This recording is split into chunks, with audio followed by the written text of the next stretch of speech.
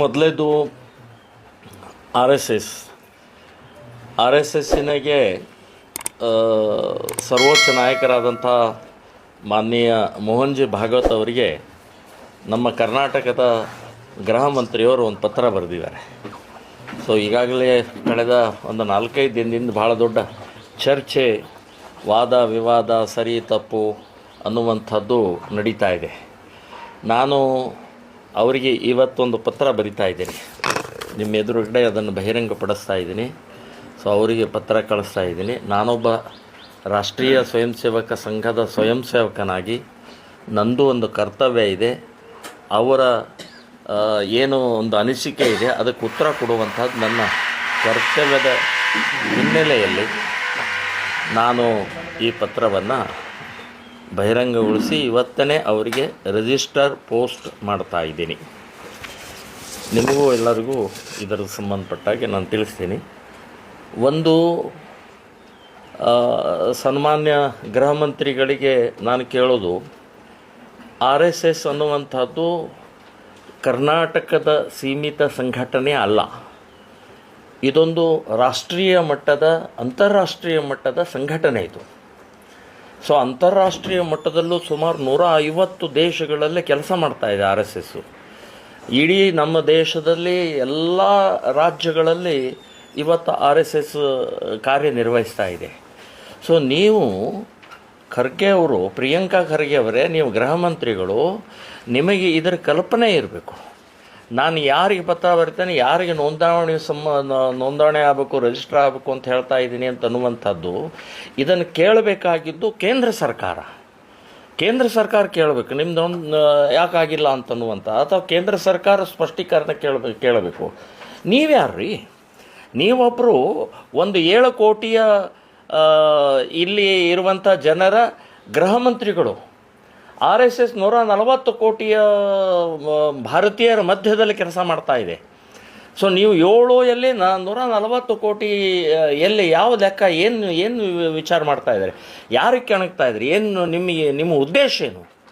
So ಈಗಾಗಲೇ ರಾಷ್ಟ್ರೀಯ ಮಟ್ಟದಲ್ಲಿರುವಂಥ ಸಂಘಟನೆಗೆ 100 ವರ್ಷ ಆಗಿದೆ, 100 ಇಯರ್ಸ್.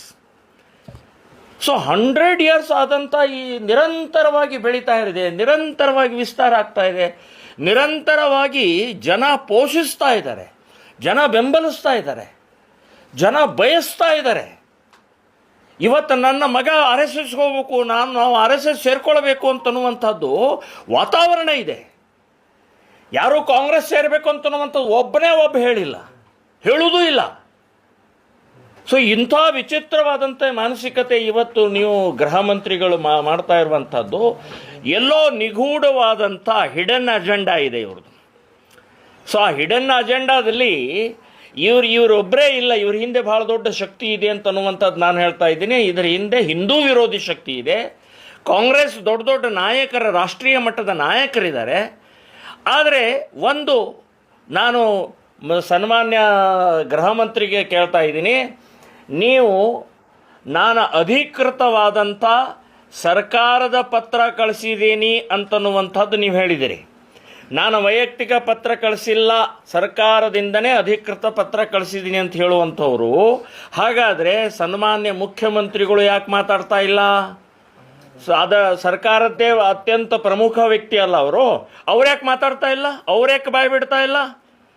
ಅವರು ವಿಧಾನಸೌಧದಲ್ಲೇ ರಾಷ್ಟ್ರೀಯ ಸ್ವಯಂ ಸೇವಕ ಸಂಘದ ಪ್ರಾರ್ಥನೆಯನ್ನು ಹೇಳಿದ್ದಾರೆ. ಅವರು ನಮಸ್ತೆ ಸದಾ ವತ್ಸಲೆ ಮಾತೃಭೂಮಿ ಅಂತನೂ ಒಂದು ಪ್ರಾರ್ಥನೆ ಹೇಳಿದ ಅಷ್ಟೇ ಅಲ್ಲ, ನನಗೆ ಪೂರ್ಣ ಪ್ರಾರ್ಥನೆ ಹೇಳ್ತೀನಿ ನಾನು, ನಿಮಗೂ ಬರಲಿಕ್ಕಿಲ್ಲ ಅಂತನ್ನೋದು ವಿಧಾನಸಭೆಯಲ್ಲೇ ಹೇಳಿದ್ದಾರೆ, ರೆಕಾರ್ಡ್ ಆಗಿದೆ. ಸೊ ಇವತ್ತು ಯಾಕೆ ಮಾತಾಡ್ತಾ ಇಲ್ಲ? ಅವ್ರಿಗೆ ಬೇಕಾಗಿದ್ದ ನಮಸ್ತೆ ಸದಾ ವತ್ಸಲೆ ನಿಮಗೇನ ಮಾಡ್ತಾ ಇದೆ ತೊಂದರೆ? ಮತ್ತು ಆರ್ ಎಸ್ ಎಸ್ 100 ವರ್ಷದಿಂದ ಕೆಲಸ ಮಾಡ್ತಾ ಇರುವಂಥ ಸಂಸ್ಥೆ, ಒಳಗಡೆ ಇದ್ದಂಥವ್ರಿಗೆ ಏನಾದರೂ ಅಕಸ್ಮಾತ್ ಸಮಸ್ಯೆ ಇದ್ದರೆ ಅವ್ರು ಪ್ರಶ್ನೆ ಮಾಡ್ಬೋದು. ಒಂದು ಬ್ಯಾಂಕ್ನಲ್ಲಿ ಏನಾದರೂ ತೊಂದರೆ ಆದರೆ ಅಲ್ಲಿಯ ಅಕೌಂಟ್ ಹೋಲ್ಡರ್ ಅವನು ತಕರಾರು ಕೊಡ್ತಾನೆ. ಹಾಗೆ ಆರ್ ಎಸ್ ಎಸ್ನ ನೀವು ಹೊರಗಡೆ ಇದ್ದುಕೊಂಡು ಇವತ್ತು ನೀವು ಆರ್ ಎಸ್ ಎಸ್ ಬಗ್ಗೆ ಮಾತನಾಡುವಂಥದ್ದು ನಿಮಗೆ ಶೋಭೆ ತರುವಂಥದ್ದಲ್ಲ. ಕೇಳಬಹುದು, ಕೇಳಿ ನೀವು.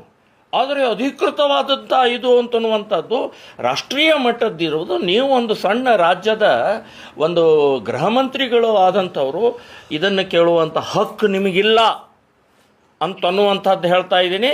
ಮತ್ತು ಇದರಲ್ಲಿ ಬಹಳ ಸ್ಪಷ್ಟವಾಗಿ ಸಂವಿಧಾನ ಭಾಳ ದೊಡ್ಡ ಇವರು ಸಂವಿಧಾನ ಅಂತ ಹೇಳುವಂಥವ್ರು 75ರಲ್ಲಿ ನೀವು ಸಂವಿಧಾನವನ್ನು ಹೇಗೆ ಧೂಳಿಪಟ ಮಾಡಿದಿರಿ, ಹೇಗೆ ಅದನ್ನು ಕಸದ ಡಬ್ಬಾಕಿ ಎಸೆದ್ರಿ.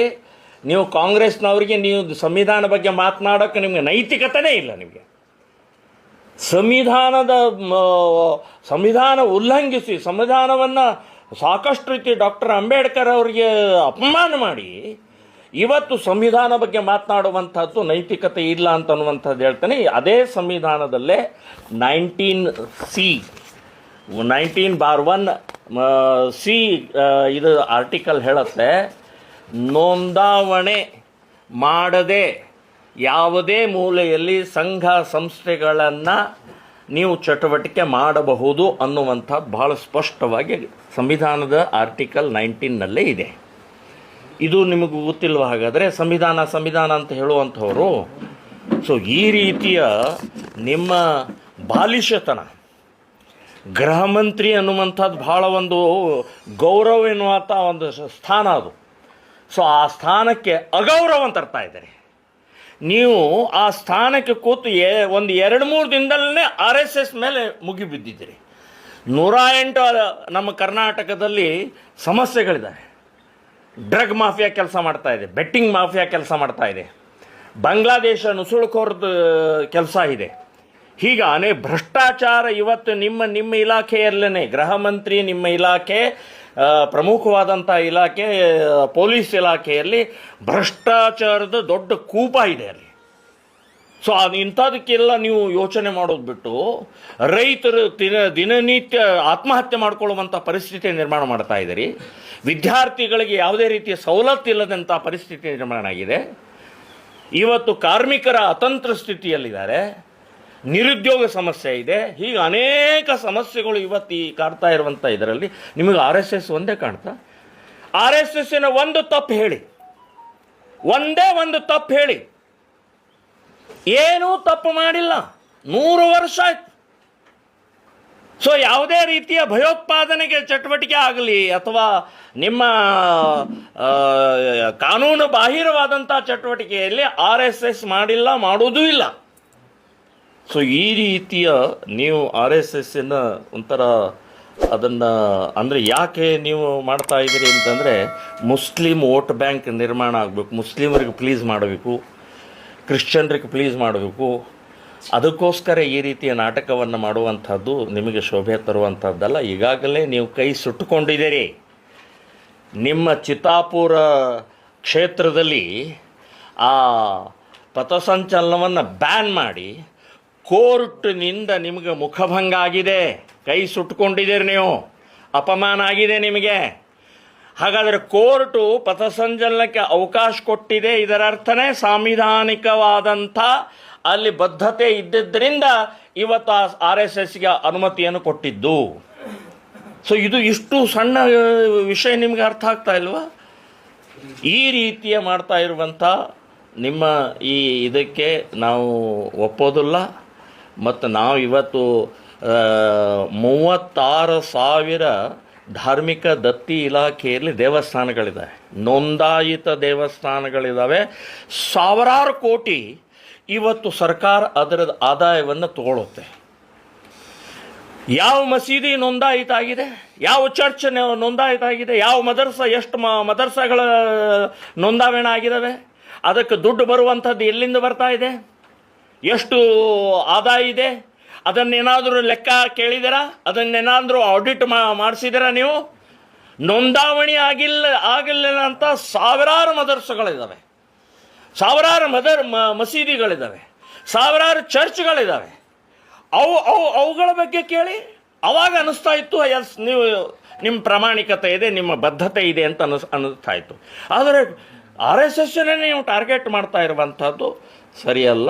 ಇದರ ಹಿಂದೆ ನೀವು ವೋಟ್ ಬ್ಯಾಂಕ್ ಅಥವಾ ಪ್ರಚಾರ ಅಥವಾ ನಿಮ್ಮ ಸೊಕ್ಕಿನ ವರ್ತನೆ ನಿಮಗೆ ಗೃಹ ಇಲಾಖೆಯ ಮದ ಏರಿದೆ ಅಂತನ್ನುವಂಥದ್ದು ನಾನು ಹೇಳಬೇಕಾಗತ್ತೆ. ಇದು ಈ ಈ ಈ ರೀತಿಯ ನಿಮ್ಮ ಪ್ರವೃತ್ತಿಯನ್ನು ವಾಪಸ್ ತೊಗೊಳ್ಬೇಕು, ಕ್ಷಮೆ ಕೇಳಬೇಕು ಅಂತನ್ನುವಂಥದ್ದು ನಾನು ಹೇಳ್ತಾ ಇದ್ದೀನಿ. ಈ RSSನ ವಿಷಯದ ಸಂಬಂಧಪಟ್ಟಾಗೆ ನಿಮ್ಮ ಗಮನಕ್ಕೆ ತರ್ತಾ ಇದ್ದೀನಿ.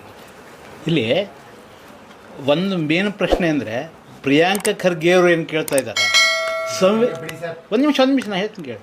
ಸಂವಿಧಾನದ ಯಾವ ಅಡಿಯಲ್ಲಿ RSS ರಿಜಿಸ್ಟ್ರೇಷನ್ ಮಾಡಬೇಕು ಅಂತ ಕೇಳ್ತಾ ಇದ್ದಾರೆ ಅಂತ ಅವ್ರು ಕ್ಲಾರಿಟಿ ಮಾಡಲಿ. This is first thing. ಅವರೆಲ್ಲೂ ಹೇಳಿಲ್ಲ ಸರ್. ಒಂದು ನಿಮಿಷ ನಾನು ಹೇಳಿ ಕೇಳಿ. ಅದು ಒಂದನೇದ್ದು ಸಂವಿಧಾನದ ಯಾವ ಅಡಿಯಲ್ಲಿ ಅವರು ಮಾಡಬೇಕು ಅಂತ. ಈಗ ಮಾಡದೇ ಇದ್ದು ಇಡೀ ದೇಶದಲ್ಲಿ 100 ವರ್ಷ ದಾಟಿದೆ, ಅನೇಕ ಸಾಮಾಜಿಕ ಕೆಲಸಗಳನ್ನು ಮಾಡ್ತಾ ಇದೆ. ಇದೇ ಚೆನ್ನಾಗಿದೆ ಆ್ಯಕ್ಚುಲಿ. ಯಾವುದು ಸಂಘಟನೆ, ಆಮೇಲೆ RSSನಿಂದ ನಡೆಯುವಂಥ ಹಲವಾರು ಸಂಘಟನೆಗಳು ಎಲ್ಲನೂ ರಿಜಿಸ್ಟರ್ ಆಗಿದೆ, ಎಲ್ಲನೂ ಆಗಿದೆ. ಅದೇ RSS. ಸರ್ ನಾ ಏನು ಹೇಳೋದು, ವಿಶ್ವ ಹಿಂದೂ ಪರಿಷತ್ ಕೂಡ ರಿಜಿಸ್ಟ್ರೇಷನ್ ಹೌದು, ಸೇವಾ ಭಾರತಿನೂ ರಿಜಿಸ್ಟ್ರೇಷನ್ ಎಲ್ಲನೂ ABVPನೂ ಆಗಿದೆ. ಅದರಲ್ಲಿ ಇದು ನಿಮಗೆ ಒಂದು ಕಾನೂನಿನ ಇದು ಸಿಗುತ್ತೆ. ಅದು ಬಿಡಿ, ಅದು ಬಿಡಿ. ಇದು ರಿಜಿಸ್ಟ್ರೇಷನ್ ಬೇಡ ಅನ್ನೋದೇನಂತ, ಇದು ಹೆಂಗಂದ್ರೆ ಸರ್, ಒಂದು ನಿಮಿಷ ನಿಮ್ಗೆ ಒಂದು ಹೇಳ್ತೀನಿ, ಒಂದು ಸ್ವಲ್ಪ ಒಳಗಡೆ ಹೋಗೋಣ. RSS ಒಂದು ಕುಟುಂಬದ ಥರ ಇದೆ, ಒಂದು ಕುಟುಂಬ.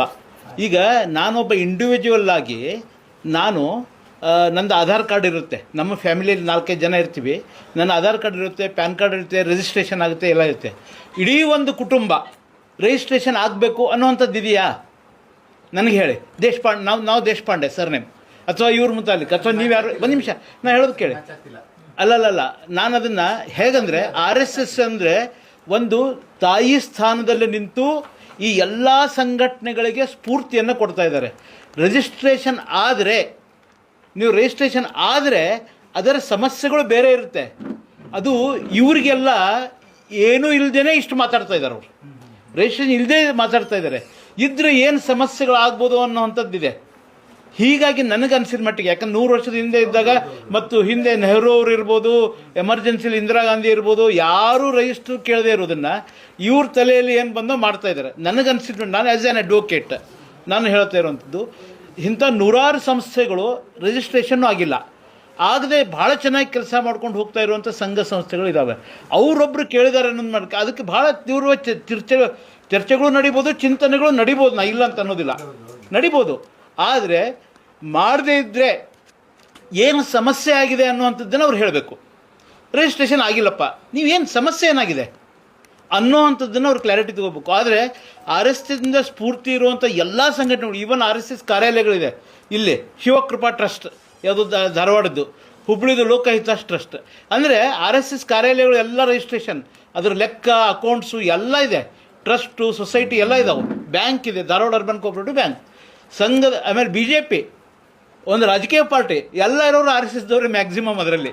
ಅಂದರೆ ನೀವೊಂದು ರಿಜಿಸ್ಟ್ರೇಷನ್ ಅಂತಂದರೆ ಅದಕ್ಕೆ ಒಂದು ಸ್ಮಾಲ್ ಇದು ಬರುತ್ತೆ. ಅದು ಇಲ್ಲದೇ ಇಡೀ ಜಗತ್ತಿನಲ್ಲಿ ದೊಡ್ಡ ಸಮಸ್ಯೆಯಾಗಿ ಬೆಳೆಯೋದು ಭಾಳ ಕಷ್ಟ ಇತ್ತು. ನನ್ನ ಅನಿಸಿದ ಮಟ್ಟಿಗೆ ಅದು ನನ್ನ ವಿಶ್ಲೇಷಣೆ. ಅದು ನನ್ನ ವಿಶ್ಲೇಷಣೆ. ಅದು ಇರ್ಬೋದು. ಅಲ್ಲ, ಹಿಂಜರಿಕೆ ಇಲ್ಲ, ಅದು ಅವಶ್ಯಕತೆ ಏನಿದೆ ಅಂತ ಅನ್ನೋ ಪ್ರಶ್ನೆ ಅಷ್ಟೇ. ಹಿಂಜರಿಕೆ, ಇಷ್ಟೆಲ್ಲ ಬ್ಯಾನ್ ಸಹಿಸಿ ಎಲ್ಲ ಮಾಡೋದವ್ರಿಗೆ ಹಿಂಜರಿಕೆ ತಗೊಂಡು ಏನು ಮಾಡೋದು? ಅವಶ್ಯಕತೆ ಏನಿದೆ? ಪ್ರಿಯಾಂಕ ಖರ್ಗೆ ಹೇಳಿದ ತಕ್ಷಣ ನಾವು ಮಾಡ್ಬೇಕಾ? ಅದೇ ಅಷ್ಟೇ. ಆಮೇಲೆ ಇನ್ನೂ ಒಂದಾಗುತ್ತೆ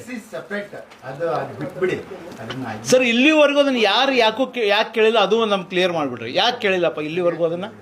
100 ವರ್ಷದಲ್ಲಿ ಯಾಕೆ ಕೇಳಿಲ್ಲ? ಅದು ಒಂದಿದೆ ಅಲ್ಲ ಪ್ರಶ್ನೆ. ನೆಹರು ಕೇಳಿಲ್ಲ, ಇಂದಿರಾ ಗಾಂಧಿ ಕೇಳಿಲ್ಲ, ಯಾವ ಕಾಂಗ್ರೆಸ್ ಅದಕ್ಕೆ ಪ್ರೈಮ್ ಮಿನಿಸ್ಟರ್ ಕೇಳಿಲ್ಲ, ಇವರೇ ಕೇಳ್ತಾ ಇದ್ದಾರೆ.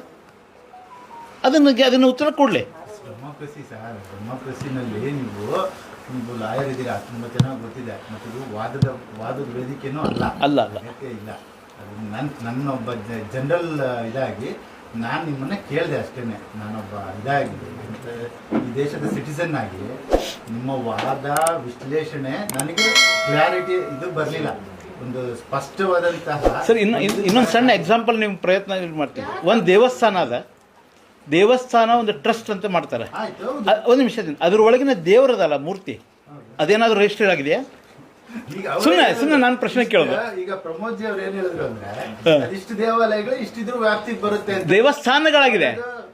ನನ್ನ ಸುಮ್ನೆ ಕೇಳಿದ್ದು, ಸುಮ್ನೆ ನಿಮ್ಮನ್ನ ಕೆಣಕು- ಸರಿ ಇದೆ, ಸರಿ ಇದೆ. ಕೇಳಿ, ಕೇಳಿ, ಕೇಳಿ. ಚರ್ಚೆ ಆಗ್ಲಿ. ಏನ್ ಸಿಸ್ಟಮ್ಯಾಟಿಕ್ ಆರ್ಡರ್ ಬರುತ್ತೆ ಗೊತ್ತಾ? ನೀವು ಏನನ್ನು ಅಲ್ಲಾಡ್ಸಕ್ಕಾಗಲ್ಲ. ಕರೆಕ್ಟ್ ಆಗಿ ಇದನ್ನೇ ಮಾಡ್ಬೇಕು, ಈ ತರನೇ ಇರಬೇಕು ಅನ್ನೋದು ಒಂದು ರೂಪರೇಷೆ ಇರುತ್ತೆ. ಯಾಕೆ ಅಂತಂದ್ರೆ ಒಂದು ಇಲಾಖೆಯ ವ್ಯಾಪ್ತಿಗೆ ಬರುತ್ತೆ ಅಲ್ವಾ? ಈಗ ತಪ್ಪೇನಿದೆ? RSS ಒಂದು ಸಂಘಟನೆ, ಈ ದೇಶದ ಸಂಘಟನೆ, ತಪ್ಪೇನಿದೆ? ಅದು ಎಲ್ಲ ಸಂಘಟನೆಗಳಂತೆ ಇರುತ್ತೆ. ಅವ್ರು ಕೇಳ್ತಾರೆ ನಿಮ್ಮನ್ನ ಕೆಣಕಕ್ಕೆ, ನಿಮ್ಮನ್ನ ಇದ್ ಮಾಡೋಕೆ, ನಮ್ಮನ್ನ ಇದ್ ಮಾಡ್ತಾರೆ ಅಂತಲ್ಲ. ನೀವ್ ಹೇಳಿದ್ರೆ ವಿಶ್ವ ಹಿಂದೂ ಪರಿಷತ್ ಅಂತ ಒಂದು ಸಂಘಟನೆ ರಿಜಿಸ್ಟ್ರೇಷನ್ ಇದೆ. ಸೇವಾ ಭಾರತಿ RSS ನಡಿಯಲ್ಲೇ ಬರುವಂತ ಸೇವಾ ಭಾರತಿ ಸಂಘಟನೆಗೆ ಇದು ರಿಜಿಸ್ಟ್ರೇಷನ್ ಇದೆ. RSS ಯಾಕಿಲ್ಲ ಅಂತಂದ್ರೆ ನೀವು ಕೊಡ್ತಿರೋ ಆನ್ಸರ್ ಇದೆಯಲ್ಲ, ಅದು ಕ್ಲಿಯರ್ ಬರ್ತಾ ಇಲ್ಲ. ನನಗೆ ಇದಿದೆ, ಯಾವ್ದು ಆಧಾರ್ ಕಾರ್ಡ್ ಇದೆ, ನನ್ನ ಮಗನಿಗಿದೆ, ನನ್ನ ಕುಟುಂಬ ಅಂತಿದೆ. ನೀವು ಅದನ್ನ ಕೊಡಕ್ ಹೋದ್ರಿ ಅದಂಗ್ ಬರಲ್ಲ. ಕುಟುಂಬ ಅಂತಂದ್ರೆ ಕುಟುಂಬನೇ, ಕುಟುಂಬ ಇಸ್ ಸಪ್ರೇಟ್. ಸರ್ ಅದೇ RSS ಅಂತ ಹೇಳ್ತಾ ಇದ್ದೀನಿ ನಾನು ನಿಮಗೆ. ರಿಜಿಸ್ಟ್ರೇಷನ್ ಆದ್ರೆ ಇದು ತಪ್ಪು ಸರ್, ನಾ ಅದೇ RSS ಅಂತ ಹೇಳ್ತಾ ಇದ್ದೀನಿ ನಿಮಗೆ. ಮತ್ತೆ ಇನ್ನೊಂದು ಕ್ಲಾರಿಫಿಕೇಶನ್ ಕೊಟ್ಟೆ ನಿಮಗೆ. ತಂದೆಗೆ ಏನಾದ್ರು ಬರ್ತ್ ಸರ್ಟಿಫಿಕೇಟ್ ಇಲ್ಲ ಅಂತ ಹೇಳ್ತಿದ್ದು, ಮಗನಿಗೆ ಮಾತ್ರ ಇರ್ಬೇಕು ಅನ್ನುವಂತ. ಈಗ ತಂದೆಗಲ್ಲ, ಫ್ಯಾಮಿಲಿನ ಹೇಳೋ. ಫ್ಯಾಮಿಲಿ ಬೇರೆ, ಇಂಡಿವಿಜುವಲ್ಸ್ ಬೇರೆ. ಶ್ರೀರಾಮ್ ಸಂಘ ಸಂಘಟನೆ ಇದೆ. ಹೌದು. ನೋಂದಣಿ ಆಗಿದೆ ಇಲ್ವಾ ಸರ್? ಇದು ಆಗಿದೆ. ಮತ್ತೆ ನಿಮಗೆ ವಿನಾಯಿತಿ RSS ವಿನಾಯಿತಿ ನಿಮ್ಗೆ ಯಾಕಿಲ್ಲ ಹಂಗಾರ? ಇಲ್ಲ, ಅವ್ರು ಮಾಡಿಸ್ಕೊಂಡ್ರು, ಅವ್ರಾಗೆ ಇಂಟ್ರೆಸ್ಟ್ ತಗೊಂಡು ಮಾಡ್ಸ್ಯಾರ. ಯಾಕಿಲ್ಲ? ಕಾನೂನು ಎಲ್ಲರಿಗೂ ಒಂದೇ ಅಂತ ನೀವೇ ತಾನೇ ಹೇಳೋದು, ಸಂವಿಧಾನ ಒಂದೇ ಅಂತ ನೀವೇ ನೋಂದಣಿ ಅಂಕ ಏನ್ ಸಮಸ್ಯೆ? ರಾಜಕೀಯದ ಹೊರತಾಗಿ ನಾವು ಕೇಳಿದ್ದಷ್ಟೇ. ಸರ್, ನೀವು ಹೇಳೋದು ಸರಿ ಇದೆ. ನನ್ನ ಇನ್ನೊಂದು, ದೇವರ ರಿಜಿಸ್ಟ್ರೇಷನ್ ಆಗಿಲ್ಲ, ದೇವಸ್ಥಾನದ ರಿಜಿಸ್ಟ್ರೇಷನ್ ಆಗಿದೆ. ನೀವು ಅಂದರೆ ಅವರು RSS ಅನ್ನು ಸರಿಯಾಗಿ ಅರ್ಥ ಮಾಡ್ಕೊಳ್ಳಾರ್ದೇ ಆ ಪ್ರಶ್ನೆಯನ್ನು ಕೇಳಿದ್ದಾರೆ. ಅವರು ಒಂದ್ಸಲ RSS ಬರಲಿ, ಒಳಗಡೆ ಶಾಖೆ ಇತ್ಯಾದಿ ನೋಡಲಿ, RSS ಯಾಕೆ ರಿಜಿಸ್ಟ್ರೇಷನ್ ಆಗಿಲ್ಲ ಅಂತ ಅವ್ರಿಗೆ ಅರ್ಥ ಆಗುತ್ತೆ ಅನ್ನೋದು ನಾನು ಹೇಳ್ತಾ ಇದ್ದೀನಿ.